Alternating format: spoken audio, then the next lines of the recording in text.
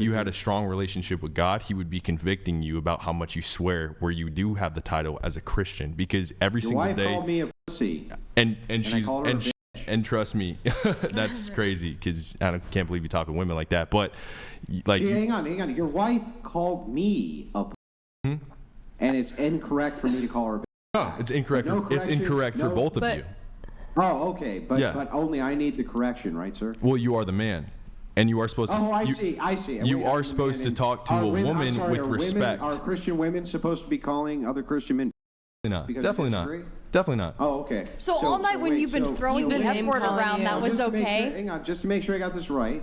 When there's a provocation my way, the correction must come to me, never to your wife? Well, I'm speaking to you man to man, and I'll speak with her after. And I'm speaking to you man to man. You need to correct your wife's attitude. I think it's important to stop it, to know who this woman is right here. If anybody doesn't know this woman was doing OF before, and then all of a sudden she became Christian. I think it's good to get the backstory of her before we even get into this, so we can gauge exactly who this woman is. If you went to your parents and you asked them, you said, I have a choice. I can either quit doing all of this tomorrow, right, and go get a job for like a tenth of this, or I can continue to do this and send you money. Which one do you think they would ask? My mom would say, absolutely quit. My dad, he'd be like, oh my God, no, why would you ever quit? I beg your pardon? Your dad would say that? My dad would say that I send money to my dad so that he can be comfortable with their family. He's a pastor? No, he's not a pastor anymore. They stopped being a pastor when I was like 18. Okay, but he was, and he retained his faith, right? He did.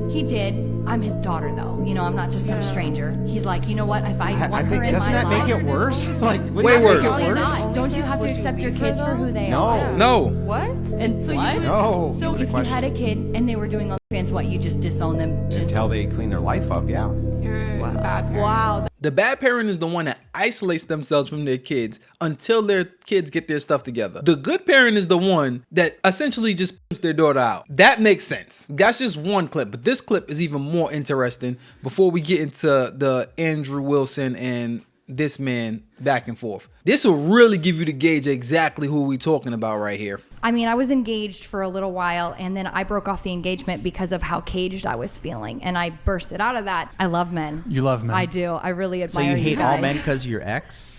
What's that? You hate all men because of what your ex did? I never said I hated men. I f***ing love men. I need in my Okay, life. but same life as, and think very differently from you, and that's what life is. You're gonna meet people who you're like, why? How do they think like that? Yes, And Daddy. also the way Lord have mercy, I'm about to bust. I'm so happy. That's it. Cool.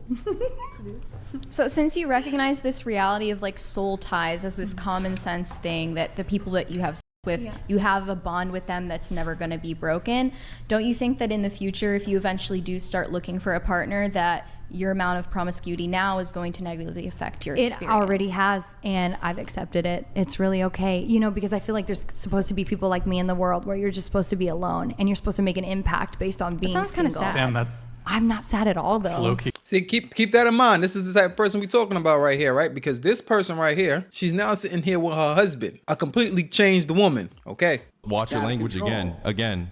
If you are a Christian, you would watch your language. She just called a random guy a pussy. Okay. And he called her a bitch back. Well, you've been calling her names all night. You called her a whore earlier. You called her a whore. The most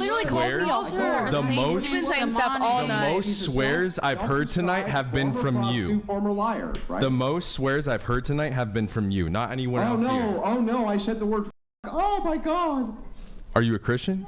Yeah, and where in the Bible? Can you tell me anywhere in the Bible where it says Perverse language. You cannot Perverse language. Look it up. And what is perverse language? Profanity. No, that's not. And speaking like a sexualized language.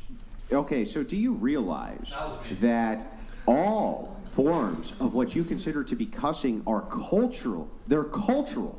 Okay. Saying the word fuck or shit or damn or things like that, this is not an affront. But you're representing God. I'm trying to explain to you this concept. Let me start with the explanation, then you can make the argument. That's fair, yeah? Go for it. Okay. So we start with this, okay? Let us assume for a moment that you did not know what any of these words meant.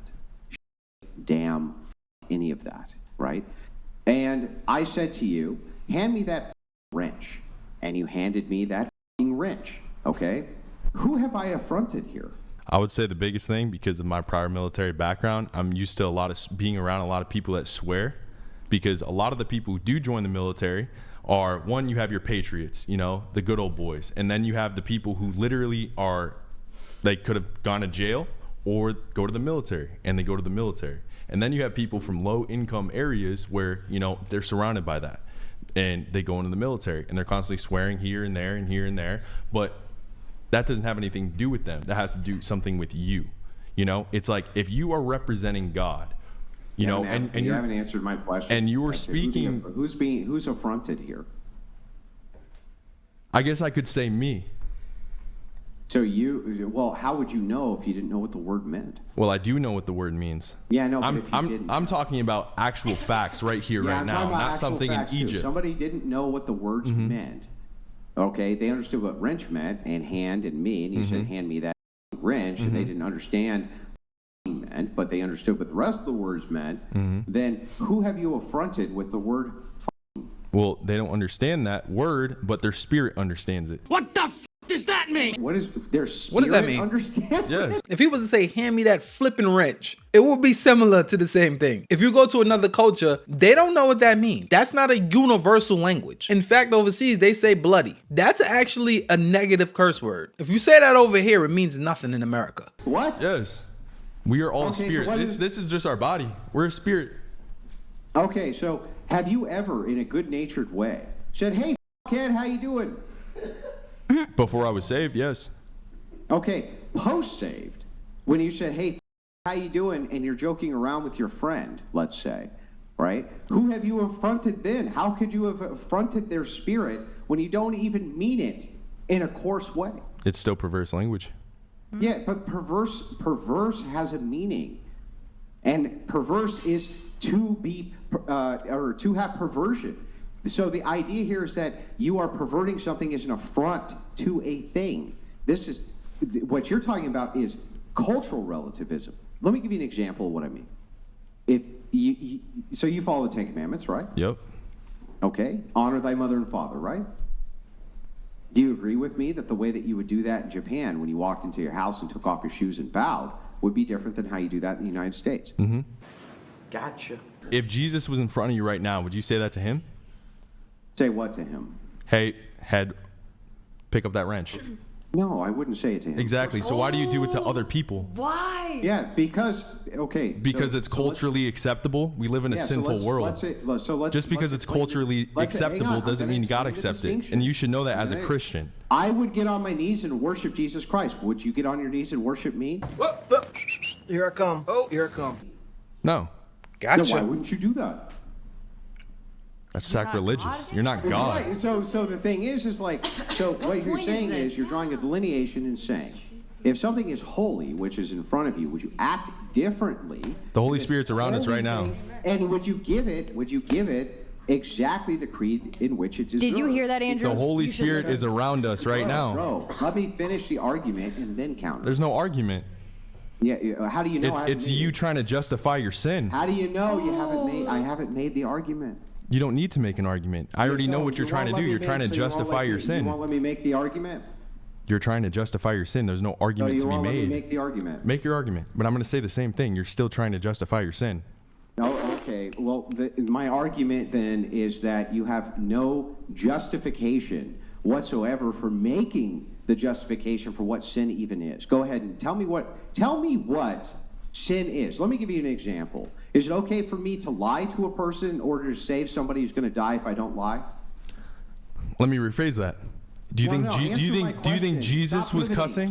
Do you think Jesus was cussing? Answer my question. Is it okay for me to lie in order to save the life of somebody with the lie? No. No. Okay. Is it okay for me to say a swear word to save a 9-year-old? It wouldn't ever. No. So it doesn't matter. No, it's not okay. So I mean, yes. If you think about it, but yes, as in the fact of it's easier to, lie or swear to save a 9-year-old. The 9-year-old's life matters 100%. So then to ask you this directly, if you could say the word and it saved a 9-year-old from having cancer, would you say the word? That's a tough question. Are you justifying? That's a tough question. This is when you have somebody back against the wall and they don't want to admit that they're against the wall. Fine. Yeah, you're still trying to saying- justify. You're just justifying. You're still trying to he justify answered it. your question. He said no. Oh, yeah, no. Okay, so. But I why can't would the hear saying him the 'cause you're F word shouting. save Yeah. a child from No, having I'm having a cancer? conversation. It's like- This is not even a Calm real down. conversation. I can't even hear him because you're spurging. Just calm down. Chill So out, back to Andrew. you. Bro, Can chill I out. ask- Because what you're saying doesn't even make sense. won't You're even let me literally, ask the question. you're literally saying that if you said the F word, it would save a 9-year-old's life. But that has never ever been the case in the history of I know, everything. It's a hypothetical to test the logic. I know. I get it. So real quick, would you say the word to save a 9-year-old from cancer? You're bringing this all back down to you're justifying your sin again. Yeah, and just Because, real quick, again- can you answer my question? But it would never. It would never happen. Yeah, I know, but could you answer the question? Make a real. Yeah, Make give a a realistic. It is a real. That's not. It's all not. right, name Oh my name. God. all Not right, realistic. All right, hold up. Name one case where you know that has happened. Someone had to swear to save a 9-year-old listen. person. Exactly. Hypothetical. Bro, Hypothetical. Bro, you're trying to justify your hypothetical sin. is designed to test your logical consistency. That's it. If this was It doesn't logical, you have wouldn't to have asked a map onto stupid question reality. like that. Bro, it doesn't have to map onto reality. It's just there to design. It's just Well, you live in designed to reality. test I live in reality. What yes. land do you live in? I find it hilarious where you get a man that was in the military preaching Christianity and saying that he wouldn't curse in order to save a 9-year-old, but I don't think the people over there that's in the military go over there to shake hands and kiss babies. And when it comes down to his wife, I would assume that he would do anything to protect her. So you will have to sin in certain places, in certain instances. So Andrew Wilson is just testing the logic that if you had to sin in order to do something that's greater and save somebody from something, would you do it? So he doesn't want to answer the question because he knows his logic is flawed. All right, what is logic to you? Logic is a math. No, it's not what it is to me. It's what it is. Okay, what is it's it? It's a mathematical expression, which is designed to determine something which is either inductively true or deductively true. It's a mathematical expression for that. And so, since that is what logic is, Okay, so it is what it is. Anything which you can map on, which just like with all mathematics, you can create hypothetical numbers to compare to other hypothetical numbers so that you can come up with a consistent algorithm that makes sense, right? It's like 1 + 1 = 2, 2 + 2 = 4, 4 + 4 equals, et cetera, et cetera, et cetera. And there can't be any deviation or you come into contradiction, and so that would rule out that these numbers could be correct because of the third law of logic, the law of non-contradiction, right? So all I'm asking you to do is engage in a hypothetical, and then I can map that hypothetical onto your logical brain to see if it's consistent with your position on what Christianity is or is not, so we can determine that it's logical. Then That's all I'm ask a trying to do. logical What question. does this have to do with you swearing? I feel like I'm talking to Chat GPT. Just stop swearing as much. You represent God. Bro, I don't- and I if don't- you're not going to I swear don't. in front of God, the Holy Spirit is still around us. So why are you swearing and trying to justify it? Doesn't make sense. Would you have sex with your wife in front of God? We do. Yeah. Because the In our Holy house. Spirit Sex is with your wife in front of God? In our house, the Holy Spirit, He's the part of Holy God. Spirit. Priest? The Holy Spirit, Holy is Spirit. part of Christ. Do you not have the Holy Spirit? I mean, it shows. It shows. He's just trying yes to or test- no. Just yes or no. He's trying to test your ability to use logic. He's trying to test your position. Do I follow God? Yes. Well, you got to answer his question. Just No, Do the I follow 9-year-old God? question. Yes. Just yes the or no. 9-year-old boy, if I had to swear, no. Because I took a vow towards God. There's a reason that boy has cancer. Probably it's the U.S. government, but it is what it is at this point. But there's a reason that God allowed that cancer to happen. That was part of God's plan. What if God's testing you? So then, if that is the case, that By was having you part say of that God's word. God plan, wouldn't God test. wouldn't- God wouldn't test me. Hang on, God hang wouldn't on. say If that you need was- to say this swear to How save you God." know God that? always testing Bro, people? if that was part Yes of and God's no. plan, God Yes does and no. not That was- test you. God that does was not part of touch. God's plan, then why take the kid to a doctor? What? What? What? Why, if that was, We'll if do- the cancer was part of God's plan, would you take the kid to a doctor to have the cancer removed? You never asked if he would Yeah. take the kid to a doctor. You asked if he would swear to save the kid's life. I'm looking What for are you logical talking about? When you speak to illogical people, it's like frustrating. I don't think it was God's plan for his wife to be out and about living this type of lifestyle, especially growing up with parents as pastors. And if that's God's plan, then I'm curious what's the devil's plan? Got him. We got him.